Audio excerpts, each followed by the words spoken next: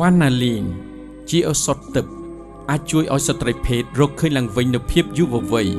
ប្រដូចទៅនឹងគូស្វាមីភរិយាដែលទើបតែរៀបអាពាហ៍ពិពាហ៍ថ្មោងថ្មីវ៉ាណាលីនផ្ដល់នូវធម៌ពលអារម្មណ៍ល្អដែលជារូបមន្តដ៏អស្ចារ្យតែមួយគត់អាចជួយការពារនិមិត្តសញ្ញានៃរោគរបស់ស្ត្រីភេទដូចជាធ្វើឲ្យចលនាឈាមរត់បានកាន់តែប្រសើរឡើងវិញធ្វើឲ្យលោកអ្នកនាងមានកម្លាំងពលំខ្លាំងក្លាបង្កើនកម្លាំងនៃជាតិគីមីឲ្យបានរឹតតែល្អនាំមកនូវភាពដ៏សែនមនោរម្យដែលលោកអ្នកពុំធ្លាប់បានជួបប្រទះពីមុនមកវ៉ាណាលីនផ្ដល់នូវភាពប្រសើរឡើងឥតខ្ចោះ